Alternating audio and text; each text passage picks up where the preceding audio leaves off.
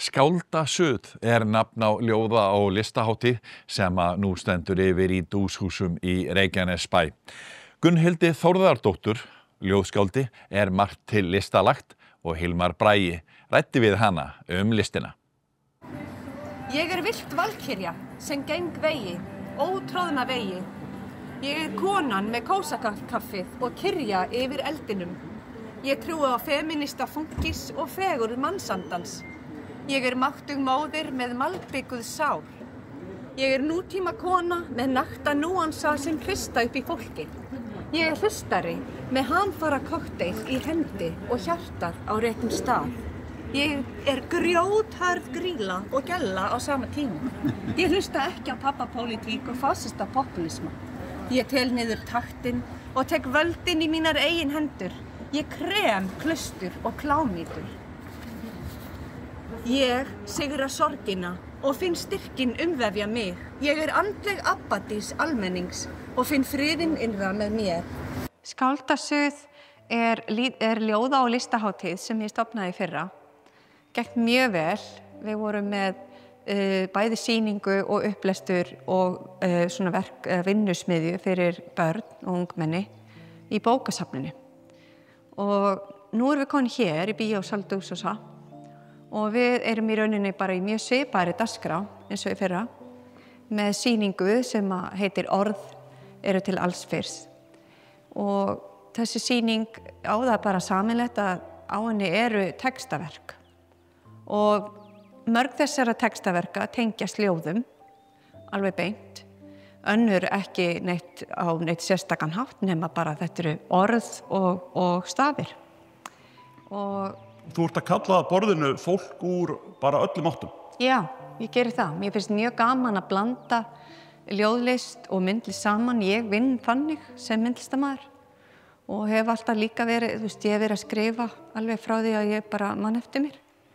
Og náttúrulega lærði myndlist en var alltaf sjálf líka bara að teikna og mála.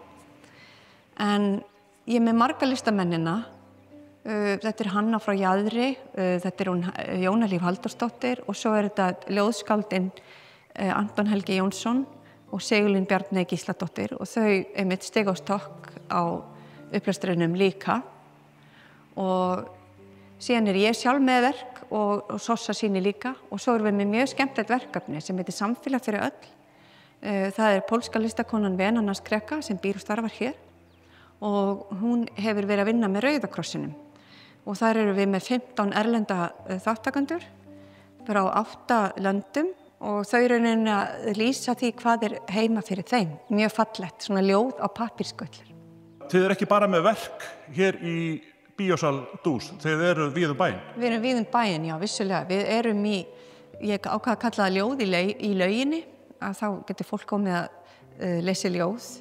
Bæði í kaffiaðstöðinni, þau geta líka lesa ljóð í búningsklefum, ofan í pottunum og svo bara poppa ég upp annað slagið og byrja að lesa ljóð fyrir fólk. Og ég náttúrulega ekki fullklædd, ég bara í sundból og því að mér finnst bara allir vera jafnir í sundlauginni. Og við komum bara til dyrana eins og við erum klædd. Þannig að svona gaman að hugsa þannig líka. En við erum líka með ljóð á gönguleiðum hérna í Reykjanesbæ og svona eins konar ljóðalabb og ég bara setti þetta á bekkina. Fólk getur sest niður og lesið ljóð. Mér finnst það líka mjög mikilvægt. Og kannski góðum degi gaman að fara út að labba og lesa ljóð. Þannig að og svo erum við líka með í strætóskýlunum í Reykjanesbæ, þannig að þetta víða. Svo fannst mér líka bara mjög mikilvægt að tefla fram þekktum og óþekktum skáldum á upplestrónum og líka í þessum sýnilegu stöðum þar sem hægt að lesa ljóðin. Og já, bæði ung, eldri, óþekkt, þekkt og já, mjög skemmtilegt að blanda þessu öllu saman og líka fjöldinn allir af þessum ljóðum eða ljóðskáldum sem tengja svæðinu. Mér fannst það líka skemmtilegt.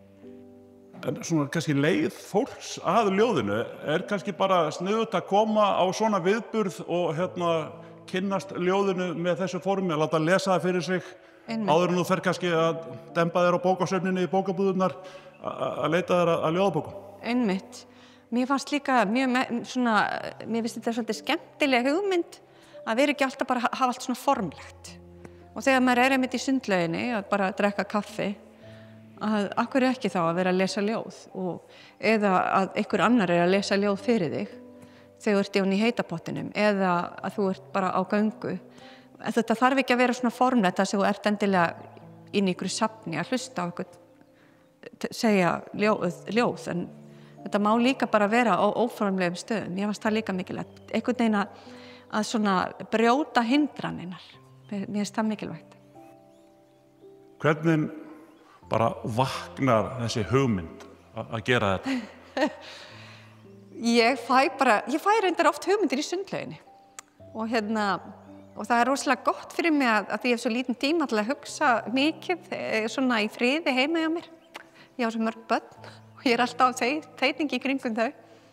Það var mér mjög gott að slaka og hugsa einhverja hugmynd í sundlauginni. Og þessi hugmynd bara komið mér þar og mér fannst bara svo tilvalið að ímynda mér eitthvað að hægt sé að gera eitthvað í sundlauginni sem þú ímyndaðir venjulega ekki að þú myndir gera.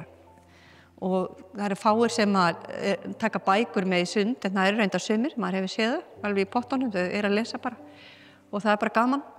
Og mér fannst þetta einhvern veginn vera svona tilvalin hugmynd að halda aðra hátíð á þessum tíma og að því Reykjanesbær og bara Suðurnesin. Við erum svo stórt samfélag og það er alveg pláss fyrir að halda aðra hátíð, heldur en ljósanótt eða aðra bæjarhátíðir. Og það er bara svo mikill kraftur hérna og suðupunktur, þess vegna kalla ég þetta líka skáldasuð út af Suðurnesjum, út af suðukraftinum, þessi svona sköpunarkraftur og svo er líka þetta hljóð, suð. Og það er svo oft svona hvasst hérna, þannig að já, hugmyndin kom eiginlega bara til mín þegar ég var að synda. Mér finnst rosalega mikilvægt að bara bæjarbúar nýti sér þetta tækifæri. En svo mun ég líka vera með skemmtilega vinnusmiðju fyrir ungmenni, börn og ungmenni á laugardaginn 15. mars. Og þar mun ég vera með svona skáldasmiðju fyrir þau. Þau geta unnið bæði ritverk eða myndverk eða hvoru tveggja. Og svo náttúrulega bara mun ég halda áfram að poppa upp hér og þar, lesa upp ljóð og hver veit nema ég muni jafnvel lesa ljóð á göngustígunum en ég mun allan að mæta í sundlaugina og lesa ljóð fyrir gesti og svo er hægt að njóta þess að skoða ljóðin bæði í strætóskýlunum, göngustígum og í lauginni. Það er oft svona einhver áherslumunur að heyra höfundinn sjálfan lesa ljóðið eða handritið heldur en þú lesta.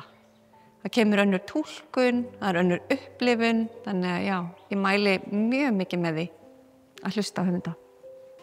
Það er aftur ljóðarlestur 13. mars. Já, einmitt. Hver taka þátt í honum? Já, það er Elías Knörr, það er Sigurbjörg Þrastadóttir, það er Valdimar Tómasson, Ægir Þór Janke og ég sjálf, Gunnhildur Þórðardóttir. Og það er hérna í Dús? Og það er hérna í Bíósal Dúsúsa, klukkan 5, 13. mars.